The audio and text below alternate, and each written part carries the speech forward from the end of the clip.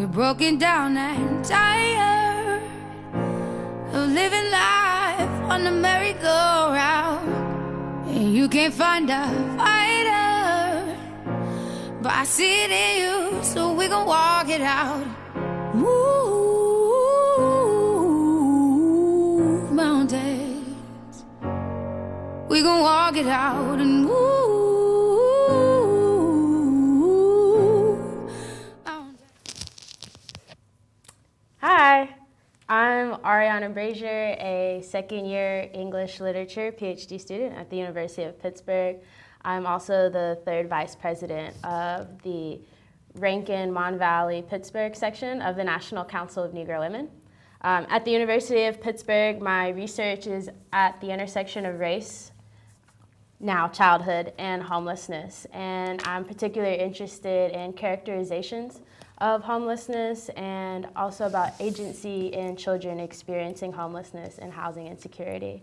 I'm a 2016 Spelman graduate where my research was also on poverty and homelessness in particularly children's literature and cartoons. And I'm especially excited to be here today as we discuss hunger and homelessness and the fight to address both of those issues in the Pittsburgh community.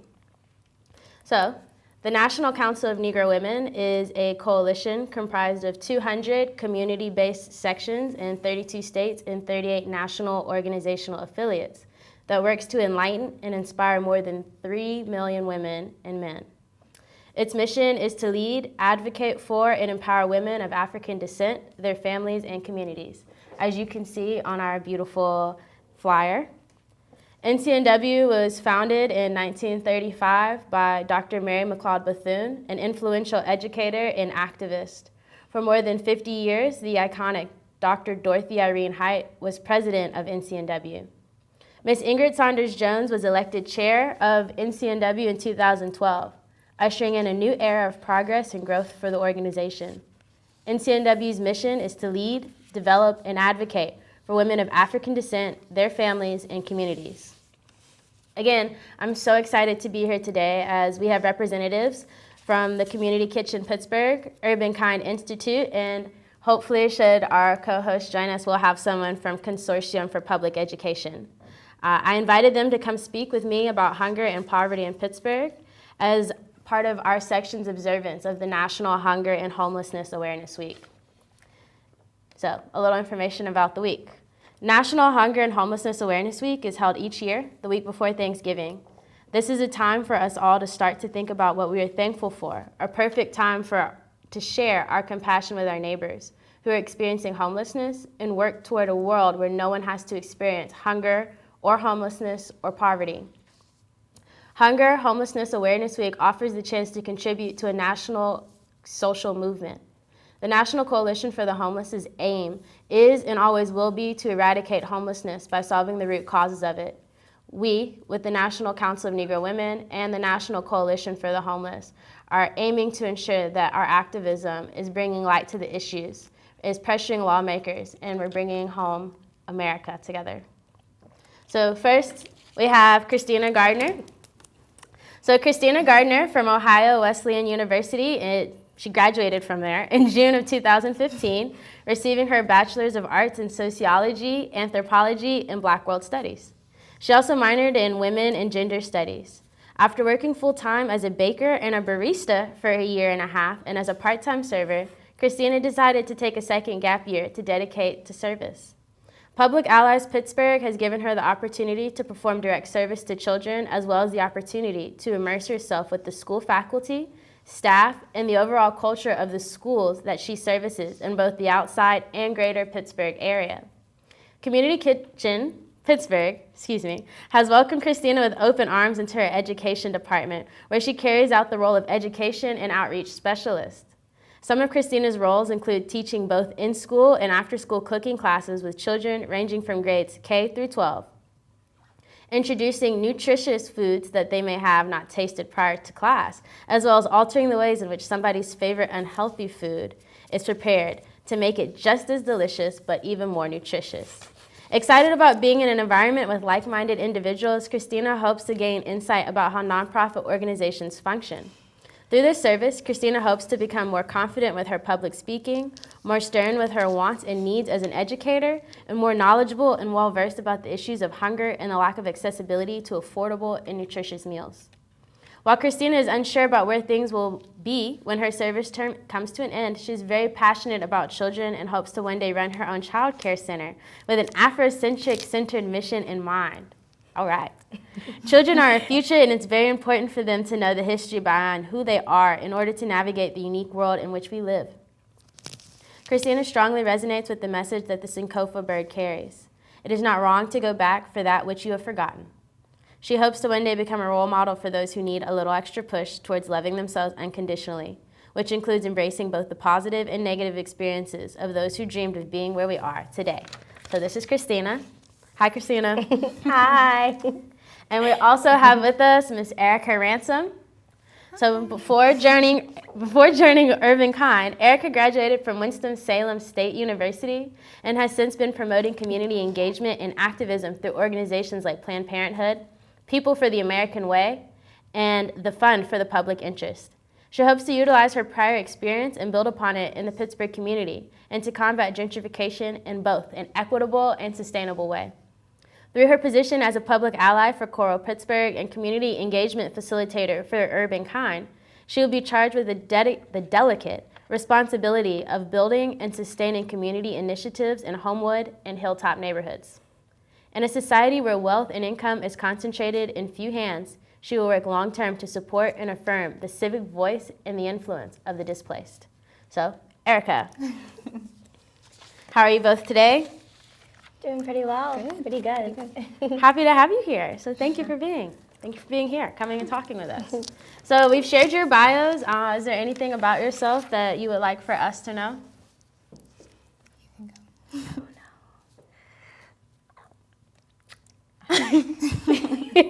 I'm excited to be here. Definitely wanted to be a part of this discussion because it's very important in Pittsburgh. A lot of people may or may not know about, or a lot of people do know about hunger and homelessness and poverty, but a lot of people don't know how challenging it is to prove that, Pittsburgh isn't like, it isn't a place for everybody. Mm-hmm. And so just being a part of this discussion and highlighting those challenges and hearing different aspects is going to be really fun. Yeah, I agree. I'm not from the Pittsburgh area. I grew up in Canonsburg, Pennsylvania. I currently live in Mount Lebanon with my mom, and serving with Public Allies and Community Kitchen Pittsburgh has given me the opportunity to learn more about the city and explore all of the different neighborhoods that are there. So it's pretty cool.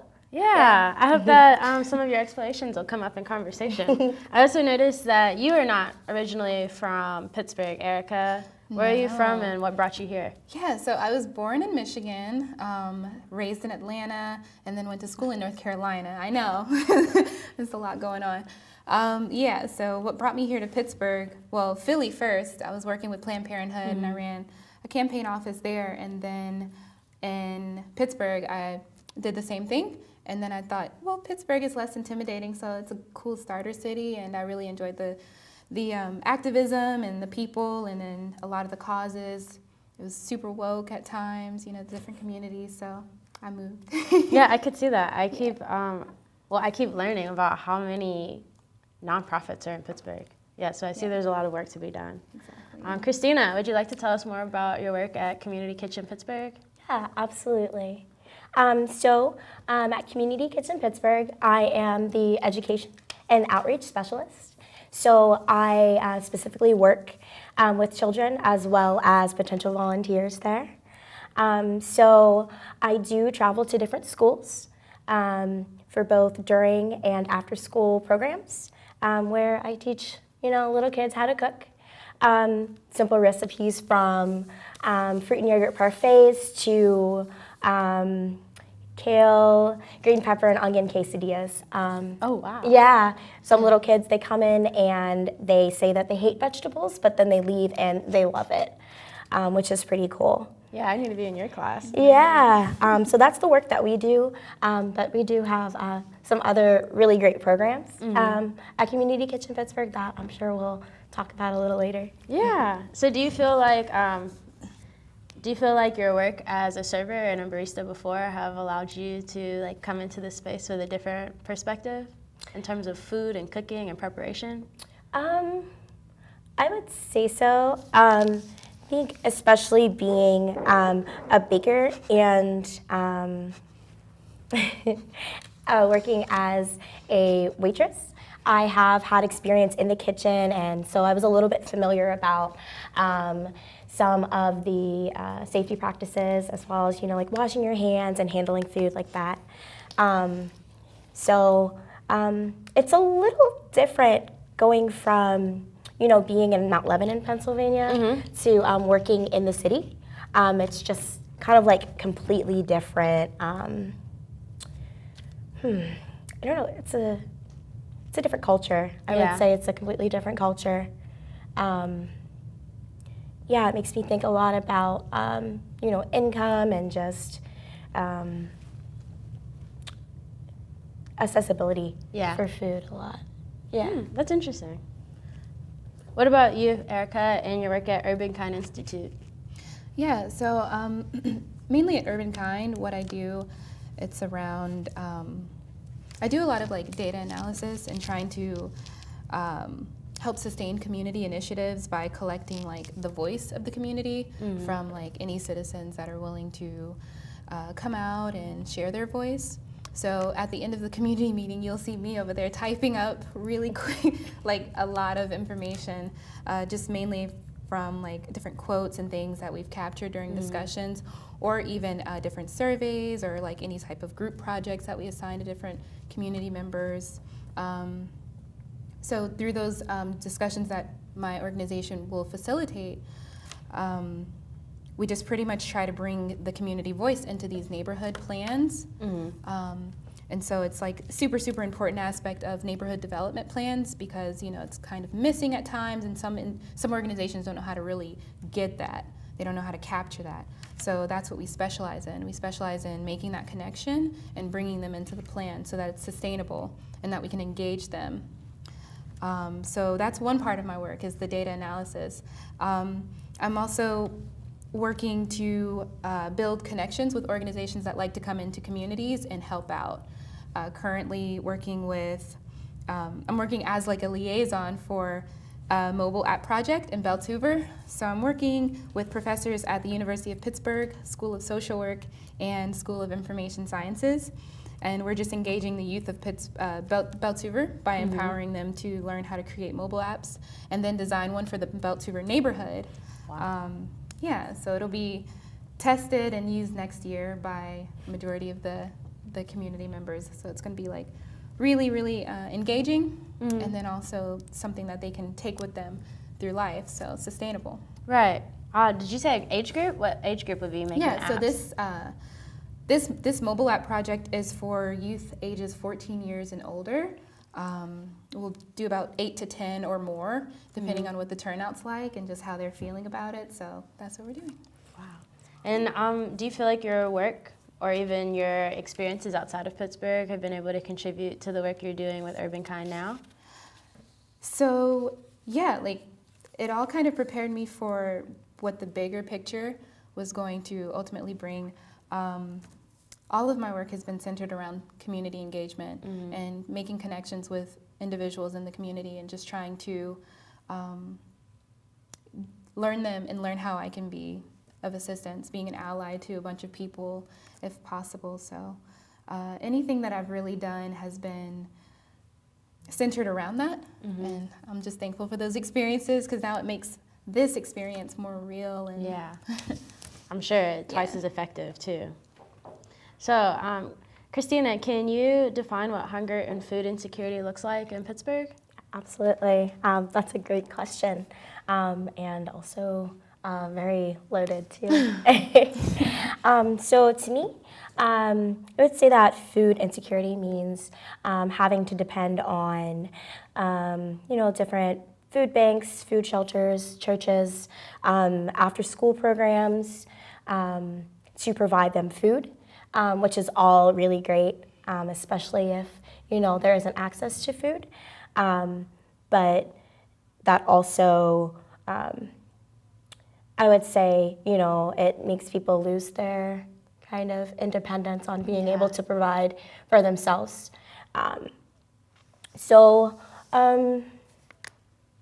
Sorry.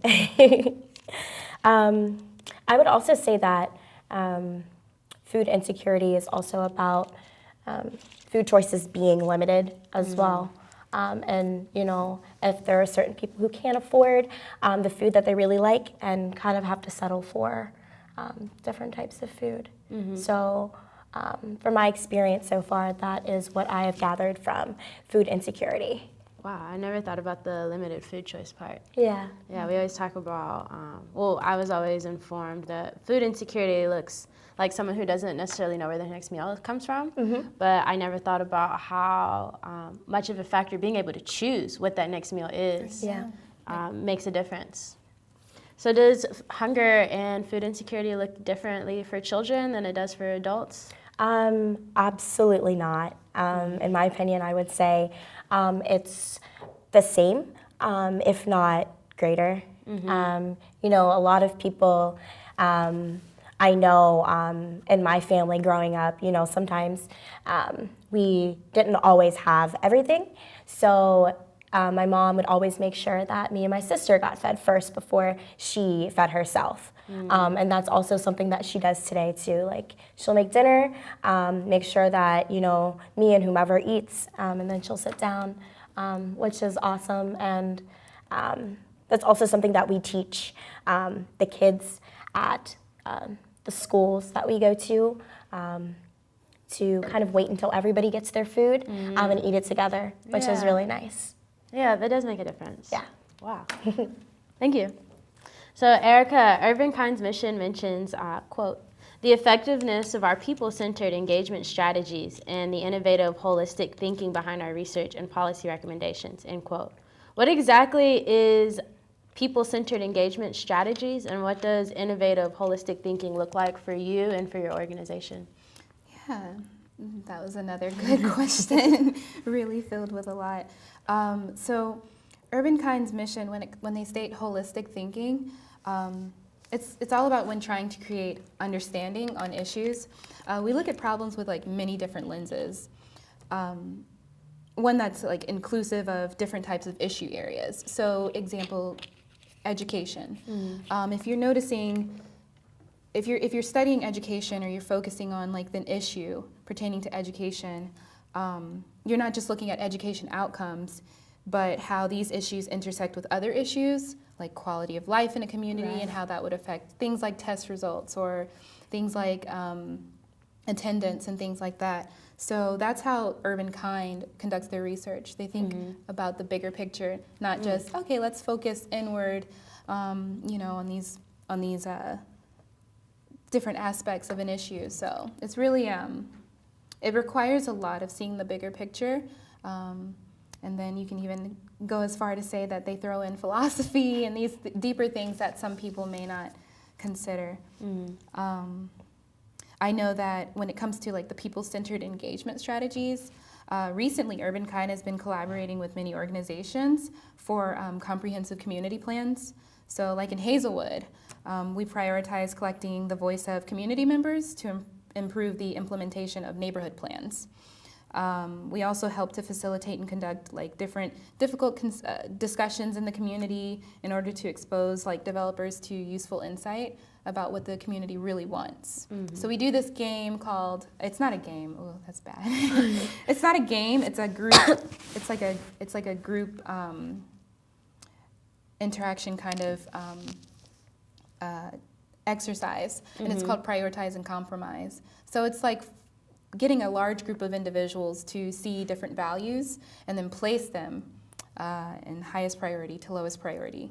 And so it's a lot of things, from culturally relevant food to having fresh food access, just gauging what are their values, and then collecting that data and using it directly in the neighborhood plan. So I know a lot of the community members or the people who live in the neighborhood of Hazelwood, they definitely valued like access to food because of it being similar to like a food desert and not having like the groceries, a grocery store, and having that in an accessible place.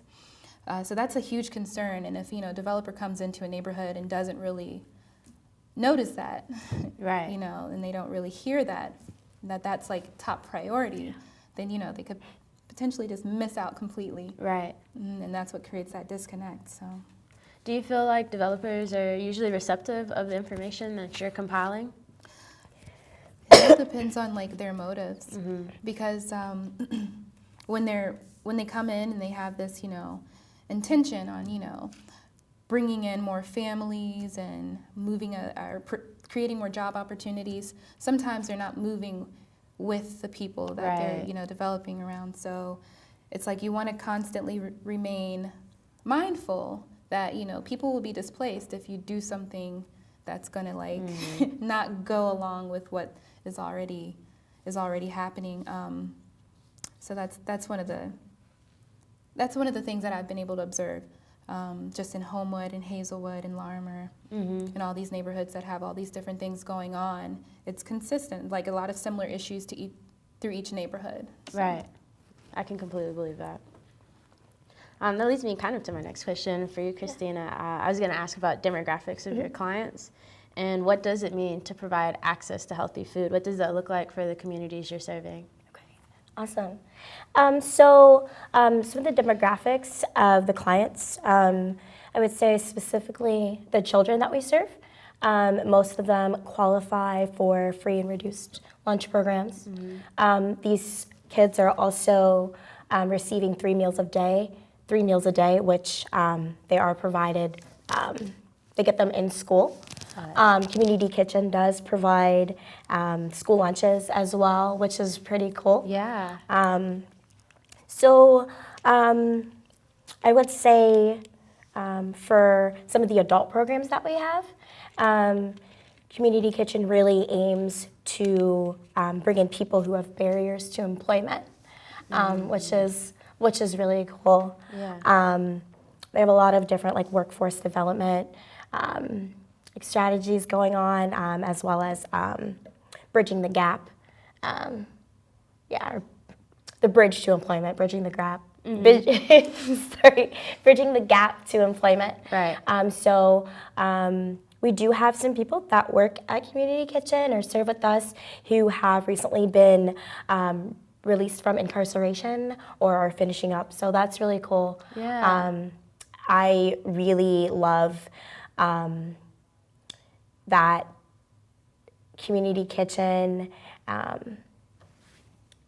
guess, sees people for who they are, and they really believe in giving people a second chance because if you make a mistake, you should be given a second chance, depending on how, I guess, the severity of it. Right. Yeah. I'm with you, though. I think that food is a huge tool in building communities, and I think it should be used as a community development tool. So it's really cool to hear that there's work being done with food and building skill sets around that as its basis. Yeah. Cool. Have you gotten to work with any of the adults in the training programs? Like working one-on-one, no. But I do come in contact with them every day, so it's cool. They're always at the kitchen doing a whole bunch of things.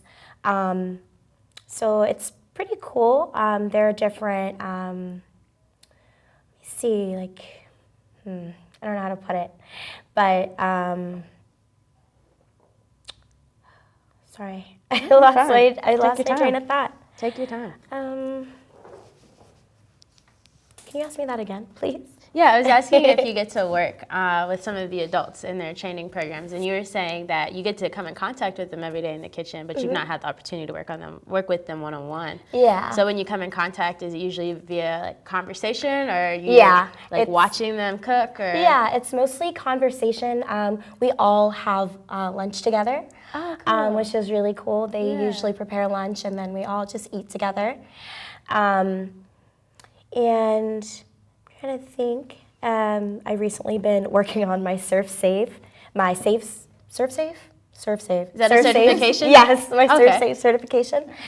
So a lot of the chefs have been very helpful with that. If you need help with anything around the kitchen, they're always there to lend a hand, and Wow, sounds like it's a really community. cool. I really like it. So can you speak more to, is it Serve Safe or Safe Serve? Surf Safe. Serve Safe. Can you? Yes. What kind of certification is that exactly? So I'm trying to think. Go ahead. So let's see, with Serve Safe, I know a lot of places, they really place, a lot of restaurants really place value on being certified. So you basically, I would say it's like a course you have to take. Yeah. And I'm really not sure. Well, you did say you're in the process. Yes, of it, I am in the so- process of doing it. I just know that it's So you're very still learning. Yeah, I just know that it's very beneficial to those who do get their certification. It kind of gives you an up on kind of like your pay and maybe some of the benefits that you get, Okay. which is pretty cool. Yeah, that's something I doubt many people know about Yeah. or have access to knowing about even. So yeah, thank you for sharing that. Yeah, absolutely. So Aarika, what are some of the recent projects Urbankind has initiated or they're completed? And you said you do data analysis, so how is that data being measured or the impact being measured? Yeah. So there was My Brother's Keeper. That was when Urbankind Institute, they went out into the community and they were engaging young African American Latino men, ages 13 to 14, in youth programs. And they were really capturing their voice on their experience in running youth programs and participating in the youth programs in order to make it better. So what they ended up doing was they had a panel of youth program, like service providers from the community who were like running these youth programs. They had them sit like on a panel, and they were providing like they had the youth of the community ask them questions in order to like kind of like offer some constructive criticism as to like what they could improve on. And then they taught the young men how to facilitate these discussions and host like panels and create safe spaces for everybody to like come together and have like that constructive criticism. So then there's like a mutual understanding that this is what we want. Right. And this is That's what awesome. you should do. Yeah, so it was really, really effective. It's still going on today. So this was like within the city and like hopefully outside of the city. Also, Urbankind is, what were they doing? Oh, Community Organizer Academy. Super, super fun. Oh wow, that sounds. I want to know about that. Yeah. The Community Organizer Academy is something that we started towards the end of this year. This is engaging community members of the Hazelwood neighborhood so that when they do implement the Greater Hazelwood Neighborhood Plan, the community members who attended this Community Organizer Academy will know how to sustain the plan. So it's teaching them instead of just, because you never want to do for a community what they can do for themselves. Right. So in order to kind of, get them geared up for this, 10-month plan, and then of course, the plan's going to be sustained longer than that. But in order to get them, prepared and to create transparency, we have the Community Organizer Academy, which we'll have different discussions and lessons, teaching from a book about consensus organizing. So that's the type of organizing that we're pretty much trying to implement. And so we're just going to try to get those individuals up to par on that. Some of them are already engaged within the community, so it's going to be like really, really important that these lessons and these discussions are taking place during the academy because it's kind of like after certain people leave out of the community and after the development's done, you want these individuals to be able to like hold it down, and you want them to play an active role. So that's what that is. We meet every 2 weeks. And it's a classroom full of adults and youth. So it's a classroom full of adults and youth, and they're all like brilliant individuals, and we have like very deep discussions. We even have University of Pittsburgh professors come in they wrote the book, so Oh, okay. yeah, so they come in and they're like talking about things and getting everybody riled up. Right. At the end of every class, it's kind of like, ooh, I'm really excited. Yeah. Yeah, and then, so that's what we do. We talk a lot about policy and like different ways to like be effective in consensus organizing. So that's what we have going on right now, and that's how we're tying that into the Greater Hazelwood Community Collaborative Plan. So it's going to be really good. Wow. Sounds like there's a lot Yeah. around that. You also sound very passionate about the different projects that are going on. Do you have like a favorite? I would say the mobile app project is my all-time favorite. When I mentioned it to some of the students who were taking part, or actually some of the students who were engaged in the Beltuver or the Hilltop area, they were all like very, very, very, very like excited to know that, oh my gosh, we're gonna learn how to use like our phones to make a mobile app, right. and we don't have to pay for the class. Instead, we get paid. So it's like super, super cool. Yeah, and then like they were like, wow, so you mean like we don't have to pass out flyers with, our hands? We don't have to like walk and then our shoes, wear down? Just like, No, that sounds really exciting. Oh, I see we have a call waiting. Cool. Caller, would you like to share? Will your group be serving dinners for Thanksgiving? Okay. The caller asked if anybody will be serving dinners for Thanksgiving. Will either of your organizations or? I'm trying to think. Community Kitchen Pittsburgh. I am actually unsure about whether or not we are serving meals for Thanksgiving. Do you know of any organizations that may be? I knew of an organization that did, Okay. and it was actually this Saturday. There was a Thanksgiving event held through Urban League, but I don't believe I it heard was. about the Urban League one too. It wasn't with Urbankind. However, there are different initiatives going on in the Hilltop area where they're going to be doing some handout from the food bank. Okay. And I know that they're going to have some sort of, I know the police department is hosting an event where they're going to have Thanksgiving on Thanksgiving. So if you go to, I can't remember which zone police it is, but it's either the Allentown police, they're going to be having a Thanksgiving dinner. Okay. Yes. Yeah. So Yeah. looking into Allentown Police and seeing if they're offering a Thanksgiving dinner. Yep. Okay. Cool. They talk Yeah. about Thank it. you for that question. Thank you. So again, Aarika, I have another question for you. You said your bio speaks about equity and sustainability in the fight against gentrification. I wanted to know what equity and sustainability look like in that fight. So sustainability to me, equity to me is when you have a plan to, develop a community or, to help a community. It should be inclusive of all individuals. People shouldn't be displaced. There should be jobs to individuals who are trained for that. The jobs brought to the community should make the individuals of that community feel like they're trained for it, Right. and that they're deserving of that opportunity. Always just working towards promoting people acquiring jobs with family-sustaining wages. Yes. So that's what equity is like, fighting institutionalized racism and all these other systemic barriers, addressing those things and being intentional about it. And that's how you bring about equity. Right. Not just saying, oh, we're going to bring, 100,000 jobs or more, and then ultimately displacing individuals to bring in more individuals. And making it difficult for them to sustain those jobs because now they live outside the neighborhood. Yeah, and then the rent is, yeah. So it's mainly being inclusive of everyone and then trying to give everyone a piece of the pie. Yeah. No, I think those are great buzzwords to have in the conversation about gentrification. We often hear about we're going to make sure a certain amount of housing is affordable. We'll make sure that certain priorities are given to certain individuals already within the community, but we don't look at how they're being sustained and how that prioritization, if it even aligns with the priorities of people already in that community. So yeah, no, I think those are great words and great commitments to make in that fight.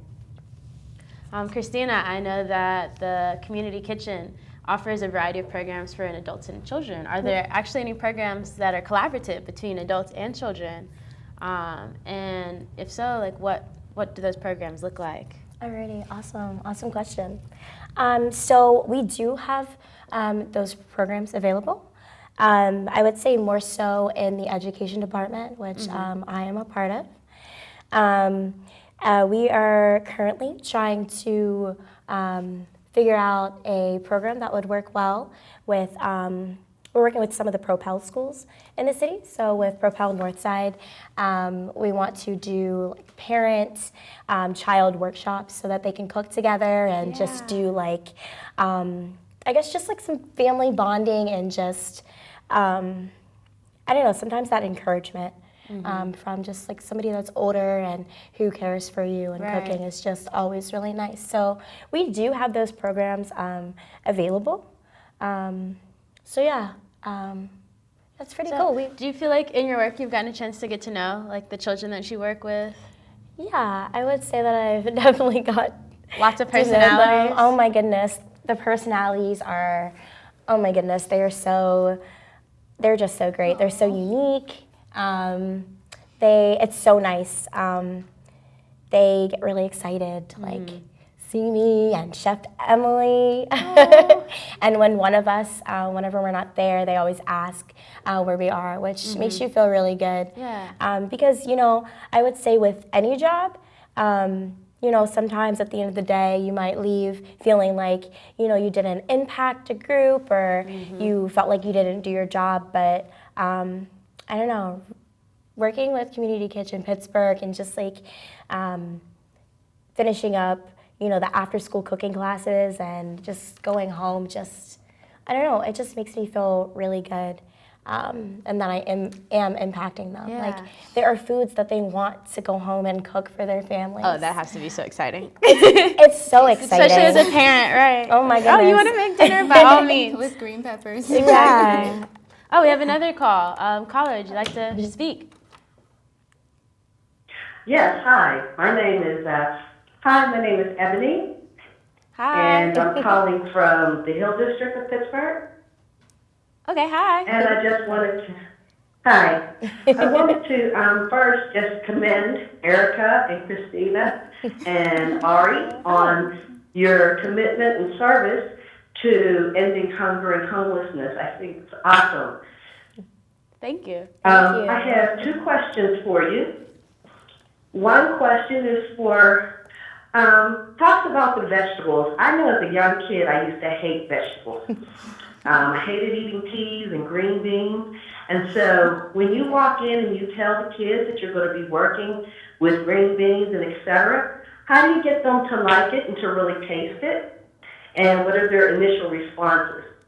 And then the second question that I have is, are there any faith-based organizations that you're working with or that you have connection to?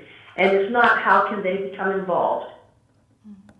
Okay, yeah, those are great questions. Go for it. Pretty sure those are geared, geared towards me. To answer your first question, it's all the time. I would, whenever I go in to teach a class, they always ask what we're making. I tell them, and they're like, ew, that's gross. I hate vegetables. The only vegetables I like are carrots. I only like strawberries. So it's most times the responses from the children have been very negative, but I have learned to just keep talking to them, like talk them through the lesson, and like, I don't know, throughout the entire lesson, they're still skeptical about it, but something that I learned is that if they get to participate in actually making the food themselves, they will actually eat it, and chances are they'll like it. I always, tell the children, I encourage, we would really like you to try a spoonful of peas on your plate. And if you don't like it, that's absolutely okay. You don't have to like it, but we just really like for people to try it.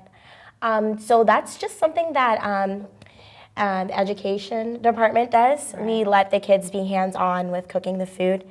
And Faith-based. faith. Oh, I think Is that the second part? Well, Faith. Is it answer both questions. Faith-based, safe space. So Hopefully I they're would the same. say if you, I hope this answers your question. If you're interested in, I guess, figuring out how to possibly get services from Community Kitchen Pittsburgh, it would be really great if you you can just talk as a group with, let me see. Like if you lead like a youth group, or if you do lead, sorry, I'm having a hard time with words right now. It's really easy to get in contact with us. To just send an email to education@ckpgh.org.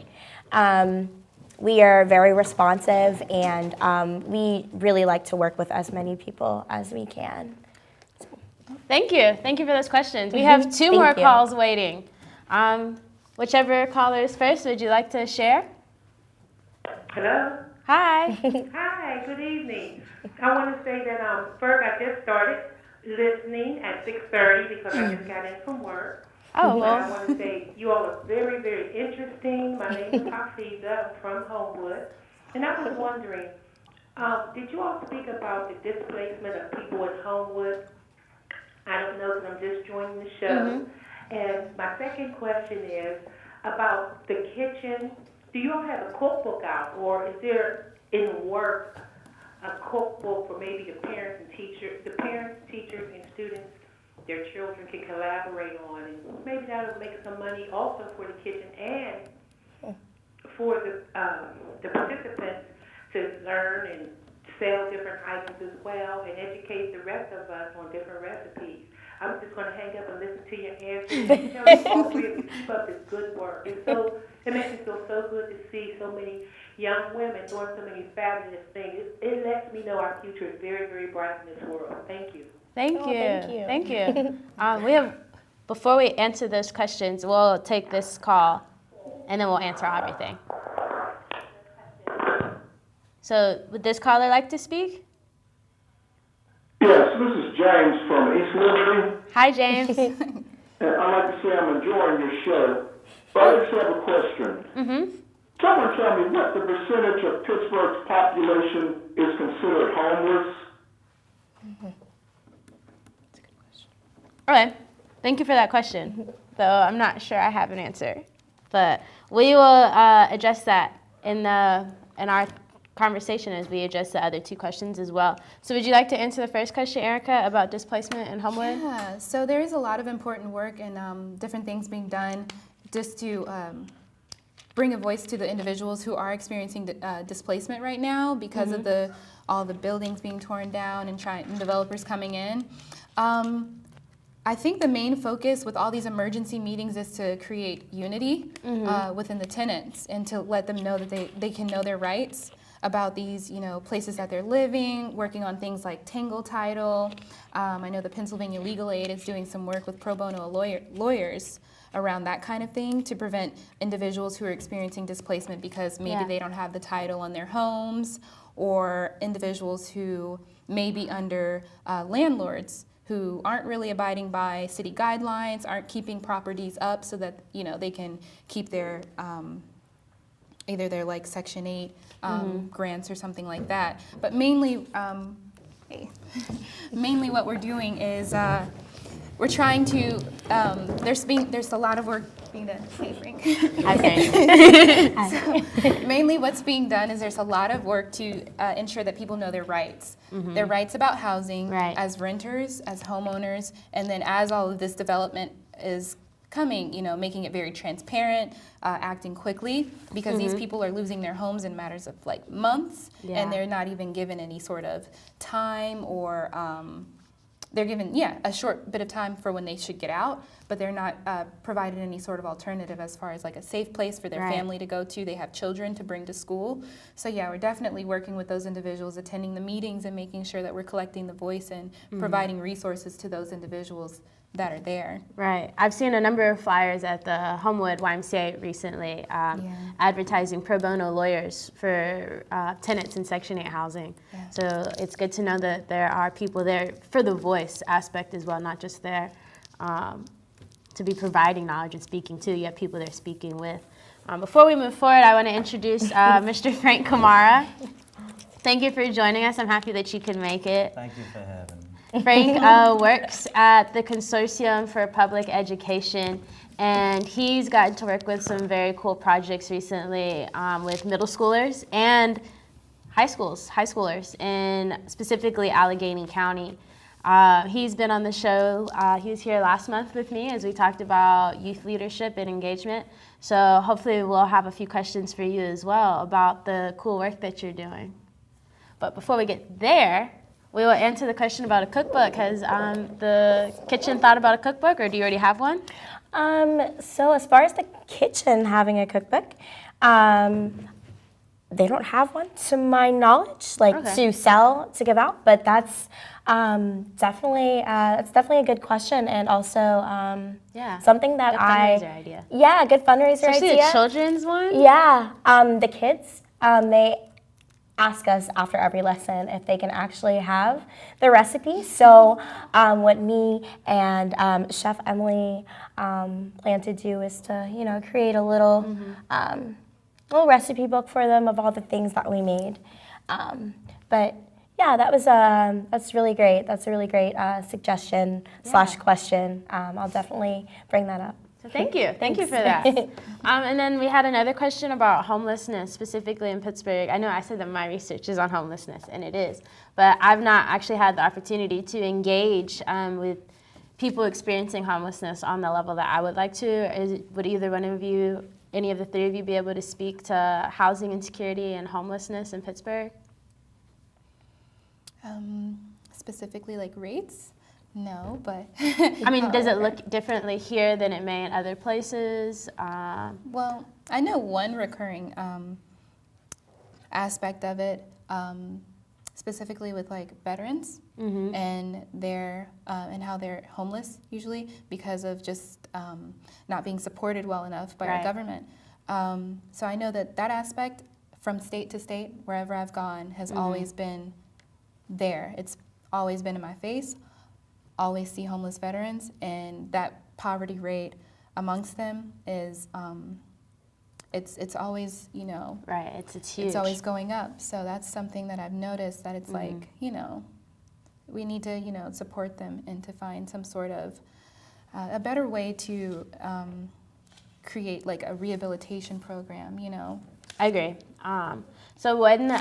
Because I've not had the opportunity to be as involved as I would like, one commitment that I have made to myself is that every time I do encounter someone experiencing homelessness on the street or in the neighborhood, in the community, I stop and I try to make sure that I introduce myself and that I have a conversation with that person.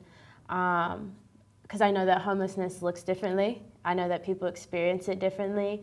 And I know that studies have shown that just about every person in the country is 1-2 max paychecks away from being in a very similar situation. So I try to have those conversations, and so far of all the people that I've met and I've had conversations with, which is a couple a week, the majority have been veterans. Yeah, which it's disturbing, and it's sometimes it's unfathomable that our country has not figured out how to address that. But again, before I move into some questions about Public Ally specifically, Frank, would you like to share some of the work that you're doing and the demographic of students you work with? Most of our students in our BA Middle School mentor programs are mostly African American kids, because most of the areas that we work at, it's mostly African Americans that lived around certain areas. But the work itself has been great so far. It's been running for 2 weeks now, and so far, the experience has been so amazing. These kids are brilliant. I never knew that it was gonna be this way, but I like meeting them, like talking to them, just hearing what they have to say. These are some brilliant kids, and it's been fun so far working with them. Would you like to tell us about the video game release? I heard about that. Yeah, today, the Consortium for Public Education, we released a game. It's called Wildwood Stories, BB Speaks Up. The game basically is about advocating for others, like bullies, anything. Like the game is a new student that moved into another school and all the other kids picked on him. So it's this BB stands up for him. And now all his friends doesn't want to be friends with him because he stand up for the kid. So mostly what we were teaching kids, like educators, to use this game, to use it in their classroom, is to demonstrate that kids can advocate for themselves or other people. We have to equip them with the vocabulary to practice. Thank you for that. That sounds exciting. Do big kids get to play? Yeah, we do. We did. We had some high schoolers that came. We had, it was 2 games that was released. One was the Future Road Builders, construction kids that are interested in construction, and the other one was soft skills, you know, advocating. But it was a great game released today. Oh, cool. Okay, so is there any information that, well, I'm sure there's lots of information that you could share, Frank, but is there any information specifically that we've not been able to cover around conversations of hunger and poverty? I know that, Khristina, you have a flyer you would like to share. Is that a program you would like to talk about? Yeah. Every year in January, Community Kitchen Pittsburgh, yeah, it's a little cut off, so sorry about that. They have a program called Project Lunch Tray. And so basically, Community Kitchen Pittsburgh has come up with a curriculum that we hand out to different schools that want to participate in, I'll say it's a cook-off, in the cook-off. So last year, there were 17 schools that participated, and they are paired with a local chef, which is really cool. And the chef is able to work with them. It could be weekly, bi-weekly, whatever works for the students, the teacher, and the chef. Up until, I would say April.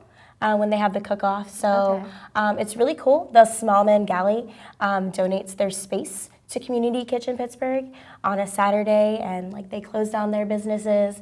The kitchen, there are like 4 different kitchens, and the kids actually get to cook. Yeah, they actually get to cook in the kitchens like chefs. Right. And there's I believe a video online if you want to check out some of the coverage from that. It's really cool. Let me think what else.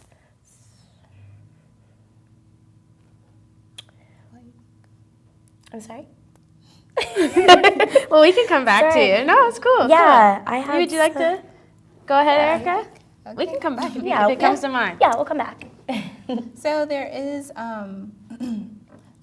this is mainly like ways to think about homelessness in Pittsburgh, bringing it up to date. So like even though a good number of people recognize that there are all these problems in the city, just maybe a thought to walk away with, or to like, you know, hold right now. A lot of people don't know these issues or either are oblivious to it. And it's a part of our purpose for being here to lift up, you know, the stories and to challenge the idea that this isn't a city for everyone, you know?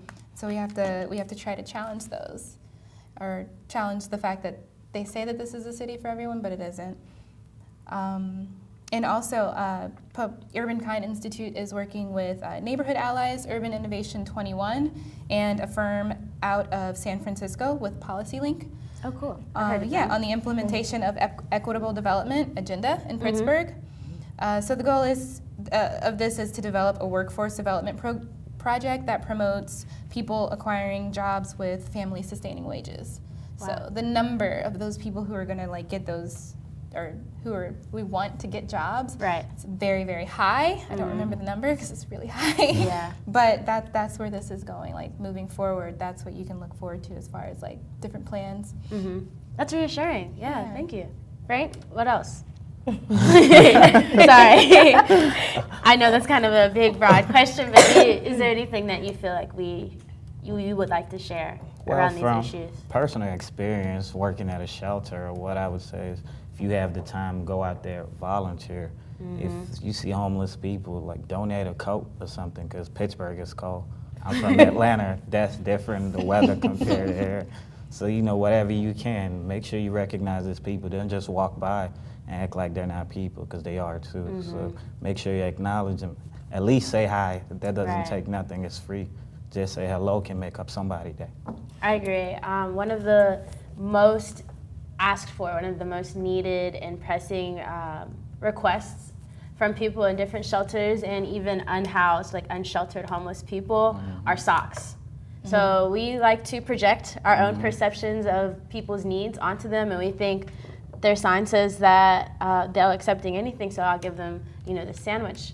And yes, that helps, but in this weather, socks are needed, gloves, these are the things that are being asked for at high rates all over the country. Even in the South where it is not as cold, people are asking for socks. Other overlooked donations include diapers. I was recently having a conversation with my students at Pitt. We were talking about how WIC and food stamps don't cover diapers, and diapers are an ongoing need for many families. And feminine products, so pads and tampons, those are products that many people who have periods, many people who don't, take for granted.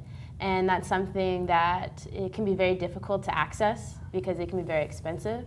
But those are just 3 immediate needs, ongoing needs. So they don't just stop when the winter's over or when the month's over. So if you're looking to donate, I suggest that you look into those 3. We're coming to a close. Are there any other final thoughts? Yeah. Oh, I have something to share. It feels kind of silly. I never shared the mission of Community Kitchen Pittsburgh. I would love to know it. So the mission of Community Kitchen Pittsburgh, it's to use food as the foundation to change lives and strengthen communities, which it's a really great mission. I think so. And it's simple too. Yeah, and I guess like with that being said, on behalf of Community Kitchen Pittsburgh, no matter who you are, everybody deserves a hot meal. So, yes. Yeah. I think one of the recurring themes that I've noticed throughout this conversation, and even conversations I've had with you, Frank, is about ownership. And making sure that people in the community have ownership over their own priorities, over the needs of their community, over the resources and access, right? So I know in conversation, ownership has been over jobs, and for you it's food, right? Even giving children ownership over their own meals. And for Frank, it's children ownership over their own education. And ownership isn't a word it's not brought up in these conversations, but when you give someone ownership and you give them the tools to take care of that, that's when sustainability comes in, that's when equity comes in. All of these conversations that we've been having, or that we should be having, around poverty, hunger, and homelessness, ownership should be one of those words. So I wanted to thank you all for coming. I'm really so appreciative. I hope that people viewing and people who watch later on were able to take away some lessons learned, and you're able to look us up, because we're doing great work, and I think that you all should be involved. So again, we have the Consortium for Public Education, we have the Urbankind Institute, Community Kitchen Pittsburgh, and we have the National Council of Negro Women, the Rankin, Mon Valley, Pittsburgh section. And my understanding is that everyone's accepting volunteers and donations and all sorts of work. So yeah, thank you again for being here. I'm really appreciative. Thank you for having us. All right. Have a great night.